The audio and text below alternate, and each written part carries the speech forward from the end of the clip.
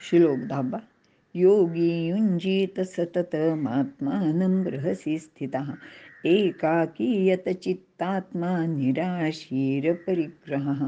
अर्थ, योगी पुरुषाने एकांतात राहून एकाकी निरीच्छ बनून सर्व परिग्रहांचा त्याग करून आणि अंतःकरण व देह यांचे संयमन करून चित्त एकसारखे स्वस्थ ठेवावे, असे भगवंत अर्जुनाला या श्लोकात सांगत आहेत.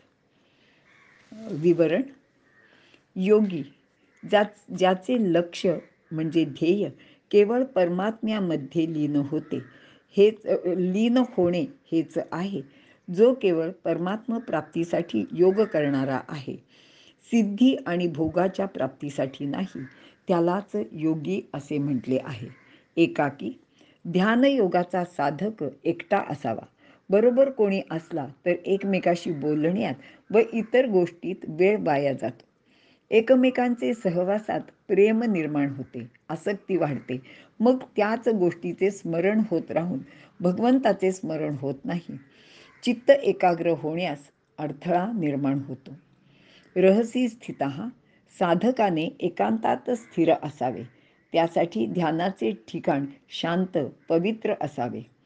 शक्यतो वनात, नदीचे तीरावर शांत मंदिर, आपल्या राहत्या घरात, स्वतंत्र खोलीत शक्य असेल तर तेथे भजन पूजन, वाचन मनन व ध्यान इत्यादी करावे.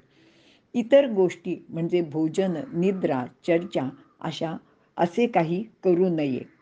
अपरिग्रह. निरोधरूपी साधन. योग साधण्यासाठी चित्तवृत्तीचा निरोध गरजेचा असतो. संसारापासून संपूर्ण अलिप्त होऊन केवळ परमात्म्याच्या सन्मुख होऊन ध्यान करायचे आहे. परिग्रह म्हणजे सर्व बाजूनी घेणे. अपरिग्रह स्वतःजवळ काही न बाळगणे, असंग्रही वृत्ती, आजूबाजूला असलेल्या पदार्थांचा स्वीकार करणे व ते संग्रही ठेवणे म्हणजेच परिग्रह. साधकाने इंद्रिय सुखासाठी संग्रह केला तर त्याचे मन त्याकडे ओढले जाते आणि मग परमेश्वराचे ध्यान नीट होत नाही. निराशी. आशिष म्हणजे इच्छा. निस म्हणजे रहित होणे, इच्छारहित होणे. अपरिग्रहाने बाहेरच्या भोगपदाचा त्याग सांगितला आहे. निराशी म्हणजे अंतःकरणातून भोग व संग्रहाच्या इच्छेचा त्याग. थोडक्यात मनात कोणत्याही भोगण्याची इच्छा, कामना, आशा ठेवू नये. कारण उत्पत्ती व विनाशशील पदार्थांचे महत्त्व वाटणे, त्याबद्दल आशा कामना बाळगणे परमात्म प्राप्तीत महान बाधक असतात. म्हणून साधकाने या सर्व बाबतीत अतिशय दक्ष सावध असायला हवे. यतचित्तात्मा. साधकाने अंतःकरणासह शरीराला वश केले पाहिजे. तसेच नवीन कामना उत्पन्न होऊ न देणे. आसक्ती व कामना मनात उत्पन्न झाली तर इंद्रियांची भोगात, मनात भोगांच्या चिंतनात प्रवृत्ती होते. त्यामुळे चिंतनात व्यत्यय येतो. भगवंतावरील लक्ष कमी होऊन ते पुन्हा आसक्तीत गुंतत जाते. यतचित्त आत्मा म्हणजेच संयम. आत्मानं सततम युंजीत. वरील पद्धतीने एकांतात बसून मनाला भगवंताचे ठाई लीन करावे.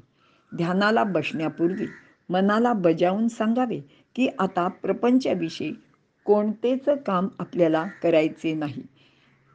त्याबद्दल मनन चिंतन काहीच करायचे नाही. त्याचा विचारही मनात आणायचा नाही. केवळ फक्त परमेश्वराबद्दलच विचार करायचा आणि त्याचेच मनन चिंतन करायचे.